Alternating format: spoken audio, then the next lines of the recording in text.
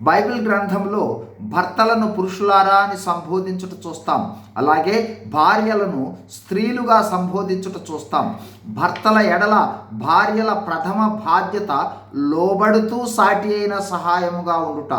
అయితే గమనించవలసిన సత్యము, షరతులు లేకుండా లోబడాలి. షరతులతో లోబడదామని అనుకున్నట్లయితే మన స్వచిత్తములోనికి వచ్చామని క్రైస్తవ భార్యలు గమనించాలి. ఇక భర్త బాధ్యతను వాక్యము సెలవిచ్చినది మనగా, పురుషులారా మీరును మీ భార్యలను ప్రేమించుడి.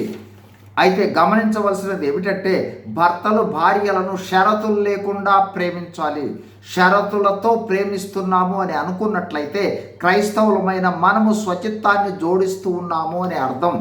దేవుడు ఇచ్చిన ఆజ్ఞ భార్యను ప్రేమించమని, ఇలా ఉంటే ప్రేమించాలని, అలా ఉంటే ప్రేమించకూడదని కాదు.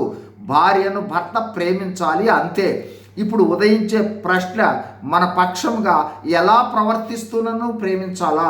ప్రేమించాల్సిందే. నిజ క్రైస్తవ అనుభవంలో ఉన్నవారు ప్రేమిస్తారు. ఎందుకంటే వారు ఈ లోకములో దేవుని ఆజ్ఞలను పాటించుట వల్ల వచ్చు దేవునికి మహిమను, పరలోకములో వారు పొందే ఘనత, ఆధిక్యతలనే చూస్తారు. కాబట్టి బైబిల్ గ్రంథంలో భార్యలను భర్తలు ఎలా ప్రేమించాలంటే, తమ సొంత శరీరములను ప్రేమించినట్లు ప్రేమింపబద్ధులై ఉన్నారని, అంతేకాదు తన భార్యను ప్రేమించువాడు తను తాను ప్రేమించుకొనుచున్నాడు అని వ్రాయబడి ఉంది.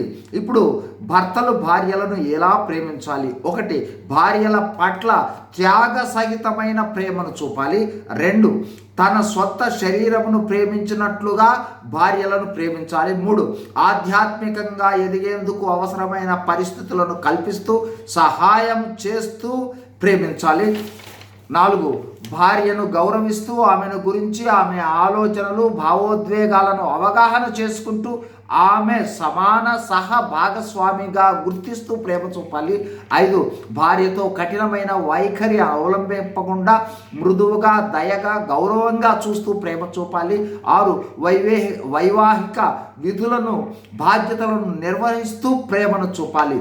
ఈ విధమైన ప్రేమను కనపరుస్తూ, ఆమె మాటలను వింటూ, సానుభూతి చూపుతూ, భావోద్వేగాలలో సహాయపడుతూ, సంరక్షణను అందిస్తూ, పరిస్థితులను బట్టి ప్రశంసిస్తూ, ఆదరిస్తూ, ధైర్యపరుస్తూ, ఆమెతో కలిసి ఆధ్యాత్మిక సహవాసంలో కొనసాగుతూ క్రీస్తు ప్రేమ లాంటి ప్రేమను భర్తలు భార్యలకు పంచాలి.